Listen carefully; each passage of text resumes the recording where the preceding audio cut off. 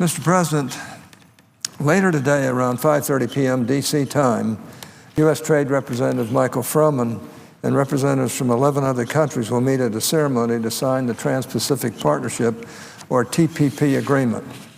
It's no secret that the TPP agreement has the potential to do a lot of good for our country. Taken as a whole, the 12 countries involved in this agreement had a combined GDP of $28.1 trillion in 2012, nearly 40% of the world's total economy. In that same year, our goods and services exports to TPP countries supported an estimated 4 million jobs here in the United States. According to the International Monetary Fund, the world economy will grow by more than $20 trillion over the next 5 years, and nearly half of that growth will be in Asia. This agreement, if done right, will give the U.S. a distinct advantage in setting the standards for trade in this dynamic and strategically vital part of the world. It's also no secret that many stakeholders and members of Congress, including myself, have some doubts as to whether the agreement meets the high standards necessary to gain congressional approval.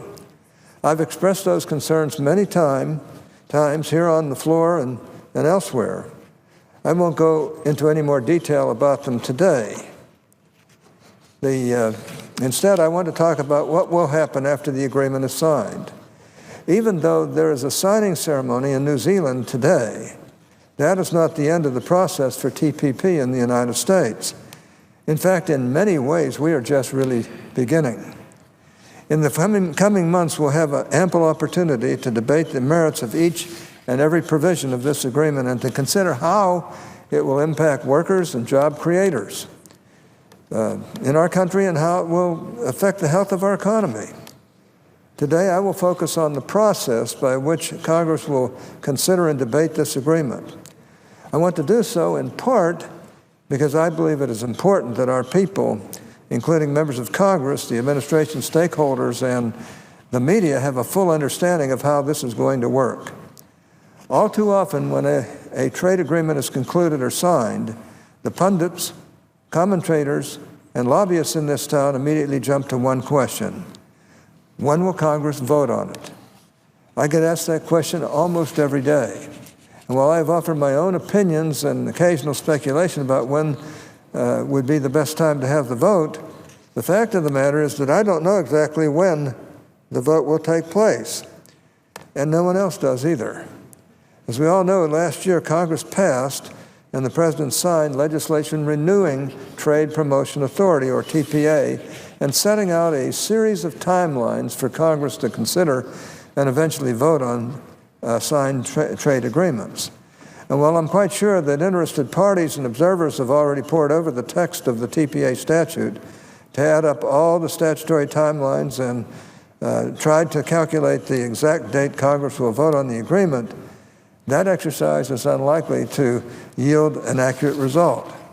Let me take a few minutes to explain why this is the case. Under the TPA process, there are a number of milestones and checkpoints and associated timelines that began at the outset of negotiations long before any agreement is reached. With regard to TPP, we've gone through several of those already. President Obama has determined, despite some concerns expressed by a number of sources, to take the next step in the process and sign the agreement. Under the TPA statute, once an agreement is signed, the President has 60 days to provide Congress with a description of changes to U.S. law that he believes will be required under the deal. That is one of the more specific deadlines in the law. That 60 days is a maximum time period imposed on the administration, not on Congress. So assuming that the agreement does in fact get signed today, that information must arrive no later than April 3rd. On top of that, the statute requires the International Trade Commission, or ITC, to compile and submit a report on the likely economic effects of a signed trade agreement. That report must be completed within 105 days, another specific deadline, of the signing date. For a deal signed today, that deadline is May 18th. Now, so far, I've just talked about deadlines or maximum time periods for compiling and submitting specific documents and materials. But once again, those maximum timelines are imposed on the administration, not on Congress. After Congress receives the President's description of legislative changes and the ITC's economic analysis, the administration is required to provide to Congress the final text of the agreement and a detailed plan on how they intend to administer it. The exact date and timing by which the administration has to submit the final text of the agreement is not set out in the statute. Under established practices, the timing of that submission, like other relevant decisions in this process, is generally determined after close collaboration and consultation with leaders in Congress. The TPA statute is clear, however, that the final text of the agreement and the detailed administrative plan must be provided to Congress at least, and those two words are very important, at least 30 days before formally submitting legislation to implement the agreement. Now, this is one of the more important timelines in the statute, and it notably provides a floor, not a ceiling.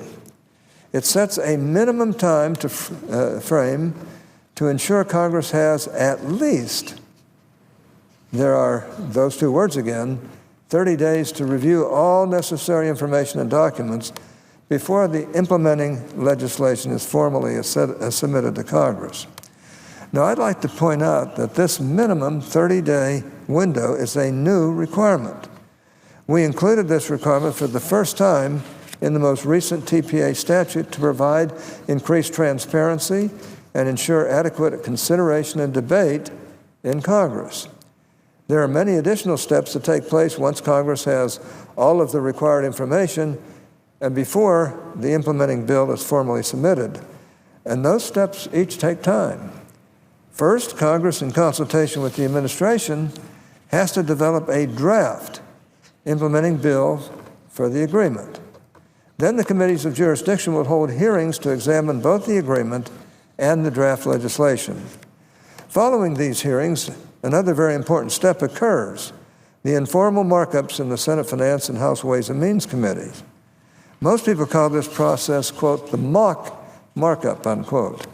The mock markup, which once again occurs before the President formally submits the trade agreement to Congress, is similar to any other committee markup.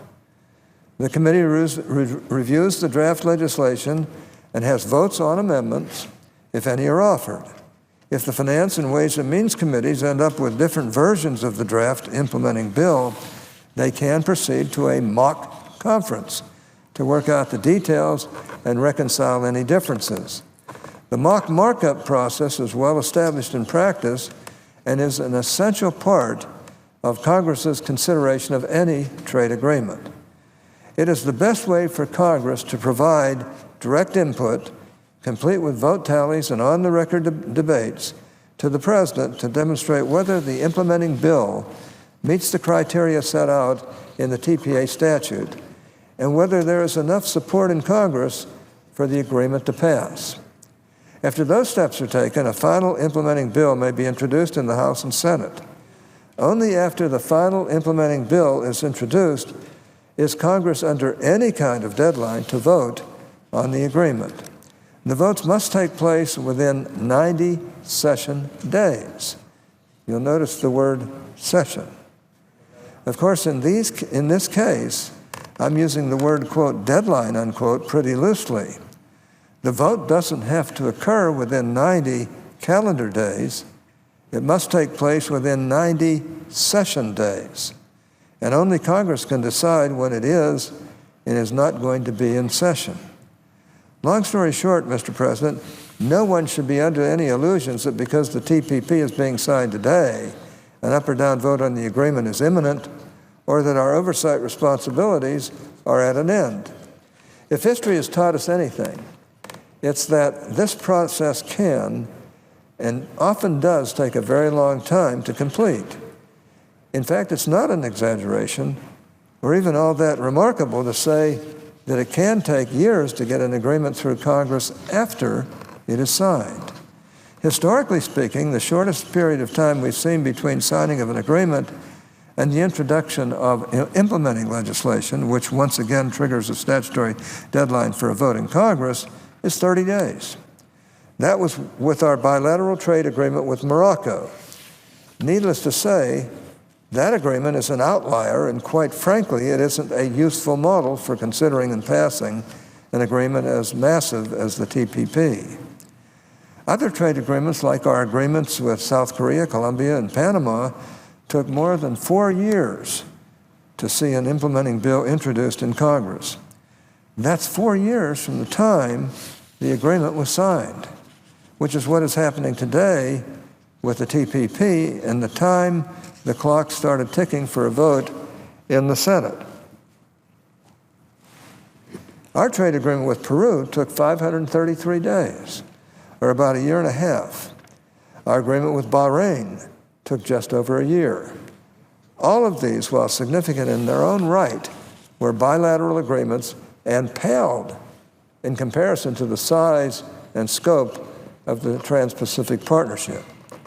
The closest parallels to the Trans-Pacific Partnership we have in our history, and they're not really that close at all, are the North American Free Trade Agreement, or NAFTA, and the Dominican Republic Central America Free Trade Agreement, or DR-CAFTA, both of which took more than 10 months.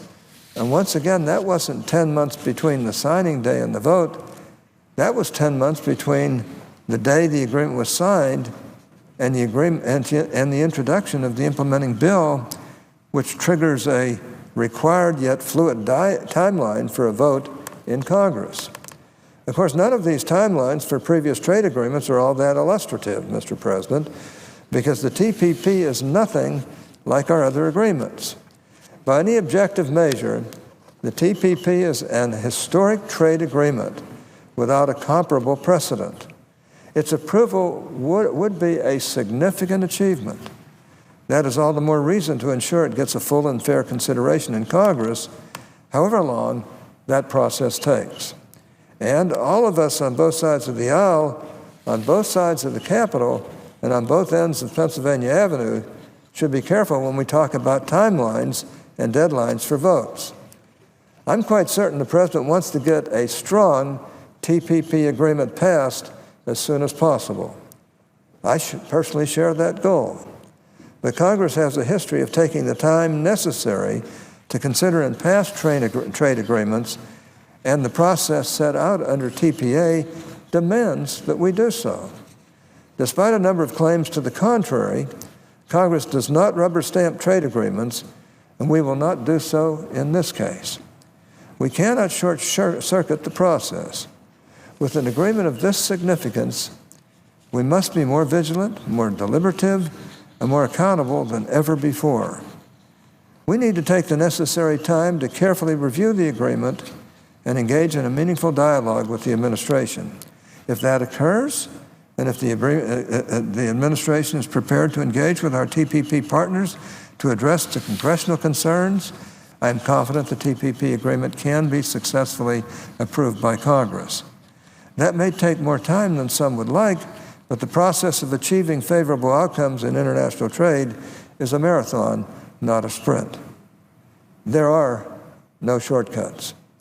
To get this done, we have to do the work and lay a strong foundation in Congress. As I've said many times, the TPP is an extremely important agreement, and we need to get it done. But given that importance, we need to focus more on getting it right than getting it done fast.